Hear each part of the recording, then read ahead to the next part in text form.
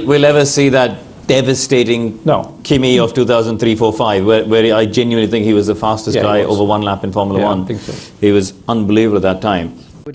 Kimi was the fastest, as I said earlier, over a lap. Kimi, in his day, nobody could beat him. I can see that. I think he's lost the crazy speed that he had when he was at McLaren and then switched to Ferrari. But I especially remember those sort of mid-noughties, the early noughties, mid-noughties at McLaren. Some of the qualifying laps, he just seemed over one lap to just be better than everybody. Back in 2005 and 6, there was the Michelin tires. The Michelin tires had a very unique way of driving. They had a very strong front end. The construction of the front end was extremely different, and it was, Montoya was struggling, I was struggling. We actually could not adapt to this sharp front end in the way Kimi did.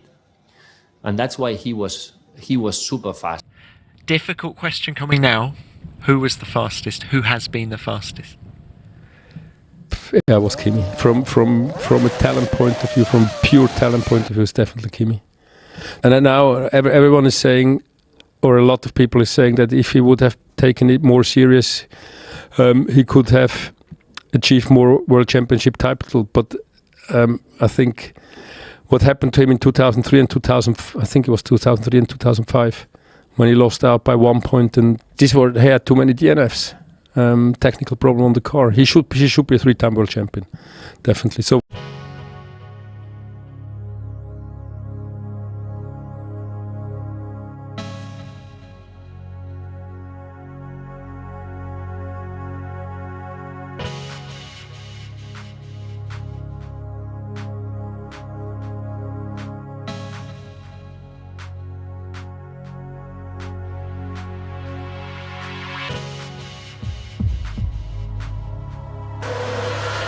Here comes Raikkonen. Is he going to snatch that pole away from Ferrari? He could well do it. Yes! By 2,000th of a second. Wow! Who would have thought? Holy mackerel. Here's the... Kimi very close on the pole by 2,000th of a second from Michael. Yeah, it was very close. And it looks like they've sorted their problems. They've got a quick qualifying car as well. Out of the final corner he goes. Over 0.3 of a second faster than Michael Schumacher. A superb lap. Sliding one way and the other. Yes, he gets him by half a second. Wow. Kimi Raikkonen, Kimi, a devastatingly quick third sector there. Fantastic lap. yeah, it was the car was good already on Friday when we ran with quite a bit fuel in, and no, I was happy with the car. Absolutely just threw caution to the wind through there. Raikkonen in the final corner. James, this is going to be so tight. There's nothing much in it then as he goes to the line. Raikkonen, can he do it? Yes, he can! What a brilliant finish to a brilliant... Yes! Goes Norbert Haug. The Finns in the crowd are happy too. Oh boy, that was something special. We have to see that again. It was very good. The car actually, it was the same situation than yesterday, that we didn't have the perfect setup before qualifying, and then suddenly for qualifying we did little setup change, and it was pretty much perfect. And so far on his new tyres, here comes Kimi Raikkonen on his new tyres. Oh, jump 2 seconds quicker. Wow. In particular, how genuine do you feel is Kimi Raikkonen's pole position pace? Well, I'm surprised, you know. It was a very quick lap. Even if he was on zero fuel, it's a very good lap, because he didn't get anywhere near that. He was 4 or 5 tenths slower than that in Q2. We're looking for that. Yeah, he's working hard at that.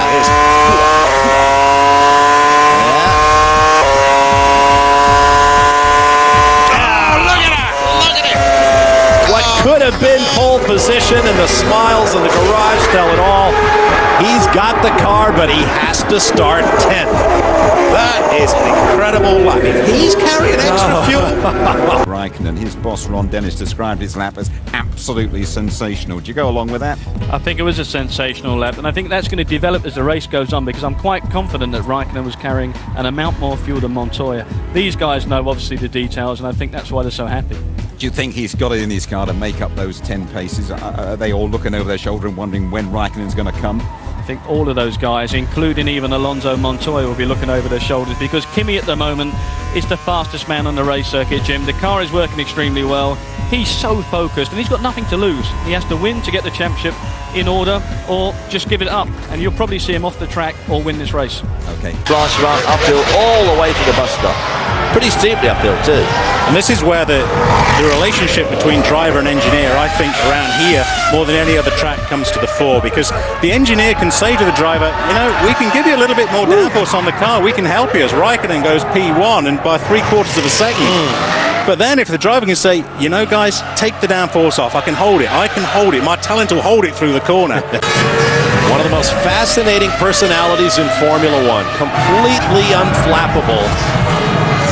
Unless things go really... Oh! Bit of the old opposite lock there. Go on. Is it enough? Go on, son. Yeah. Oh, look at that.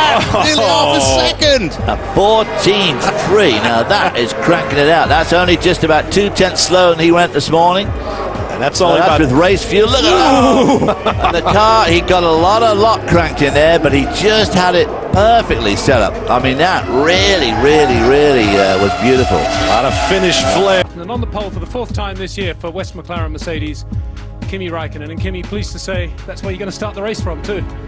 Yeah, it's nice. I think so. In the last few races, we should have been up here also, but in the circumstances, it was not possible. But whole weekend the car has been working well, and Raikkonen absolutely on it and about to spoil Alonso's party. What an answer to the brilliant lap of Fernando Alonso. Kimi Raikkonen is his provisional pole for him. Across the line he goes, almost half a second faster than Fernando Alonso. And Flavio Briatore did not expect that, and I bet you Alonso didn't either. That is amazing. It looked from the outside as if that's as good as it gets, almost a perfect lap.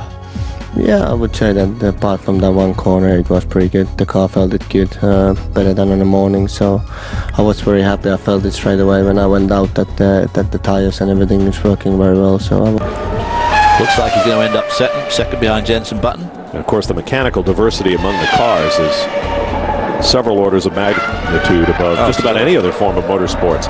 P1 for Raikkonen by 0.2 of a second. Can he slot himself between the two Ferraris? There's a half a second gap between Barrichello and Michael Schumacher. Can Raikkonen put himself in there? Yeah, oh, look at that, he goes faster still. A tremendous final sector, and the smile is back on the face of Ron Dennis. Kimi's been spectacular all weekend long, Jim. I mean, he's just the most committed guy out on the circuit at this present point. Through the Beckett's combination of corners, unbelievable the amount of concentration and focus that he's making the car through those level of corners. You know, this guy is on top of his game. He's got Raikkonen to the line, and he goes to pole! 19.599 for the second straight week. Corner, whatever changes they've made have absolutely transformed that car. Schumacher was quick, remember, in this final sector. What has Raikkonen done? And he's just into the 1:15. That's a solid lap time. How that affects the car at Indianapolis and Suzuka, where they're expecting quite a bit more from it, but it seems to have given him quite a boost here, and Kimi Raikkonen is keeping his championship credentials alive with this lap. He goes fastest, 3.5 tenths faster than Marc Gené's BMW Williams. He is provisionally then on pole position with 4 other cars to go, so whatever happens, he'll be at least on row 3, but I wouldn't be at all surprised if he's not a bit higher than that. What a cracking lap. The car was beautifully balanced as it went around, and look at this, taking the curves just perfectly, unloading the inside tyres as he goes across them. The car doesn't bounce so much then. Had a lot of commitment through the middle of the Ascari chicane. Great accuracy. He's not running the curbs, so the car's not unsettled, and that really did work beautifully from the perfect line for Raikkonen. Fastest man in the game in the 5 races leading up to Indianapolis. Won 3 of them. Probably should have won the other 2. And wow. If he's on a 2-stop strategy and he's got a lot of fuel on board, that isn't too shabby. It is not. In terms of competition in qualifying, it was what it was. It was all very, very close. I think the only exceptional was Kimi being up front there with quite a bit heavier car. Comes Raikkonen. Montoya up to 6th as Raikkonen falls down the leaderboard. But here comes his last shot. Barrichello now to P5. Oh, using all the road dares, he's straining for the line. to 2. He bumps Michael. Oh, man. One of the wing... something has happened. Look at the airbox wing here is missing off this side of the chassis.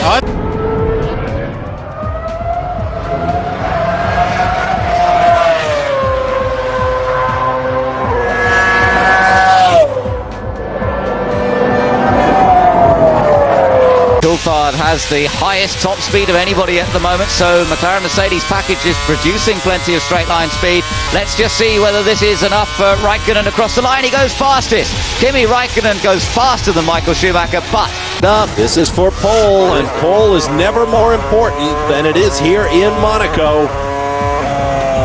And there it is.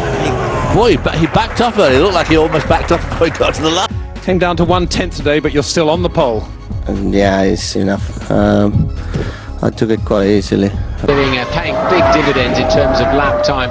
This is a curious circuit, a bit like Manicourt, where track temperature and ambient temperature make a big difference. And the first man then, the entire weekend, to break the 1.5 minute barrier. He wants to be in the front with his championship rivals going into tomorrow's Grand Prix. He does not want to be left behind. He goes for the line, and Kimi Raikkonen goes fastest, 2.5 tenths of a second faster than Olivier Panis. He was asleep on a table sort of 10 minutes before he went out. He's just chilled. He wants to do the best job he can, and that's one of his great strengths. 3.169. Has he done enough to rescue it in the final sector? Driving for the line. Yes, he has, by 2/100ths of a second. Kimi Raikkonen goes fastest. Raikkonen's going to get into the 18s unless something goes wrong on this last sector. Which we hope it won't, of course. Yeah, wow, look at that. Well into the 18s. 3/10, yeah. It's about a 118.6. Oof. Smiles back on the faces of the McLaren team. After the season. There you see a little bit of understeer onto the car. Sorry, Bob, I was just going to say how the car, as you say, David, moving around all the while. Wow, I'll tell you what, now that was a very good time. A 120.8. He did a 120.2 this morning. Well, obviously he's carrying...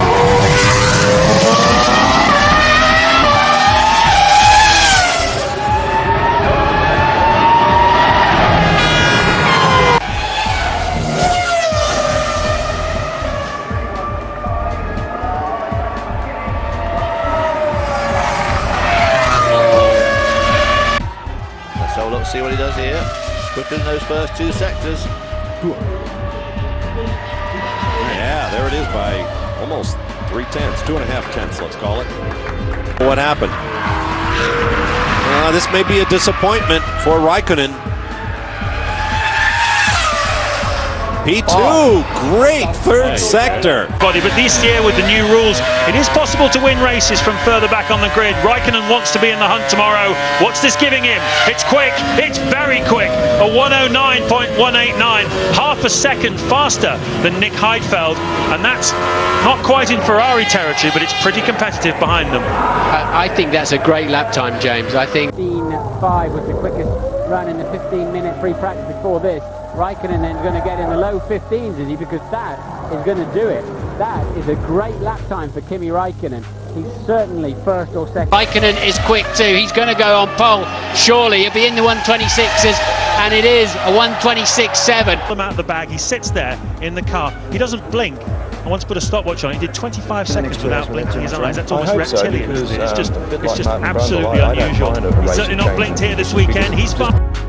The raw speed of Kimi when he came with no experience at all into Formula One. Remember in 2001 in Australia. I mean, he was one of the guys at the split times, or the only guy. The whole race long you saw green times. So green time, as you know, this lap is quicker than the lap before. Not because he was so slow at the beginning. He was learning in racing speed. He was getting quicker and quicker and quicker. And of course, tires drop off, as you know, but still with dropping off tires, Kimi kept continuing, being quicker. Very impressive.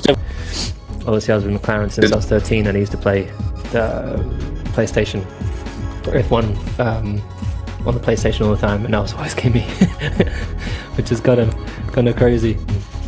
And always wanted to race against him. So it's kind of crazy. It's just crazy how life works and how you get the opportunity to work with some of these legends.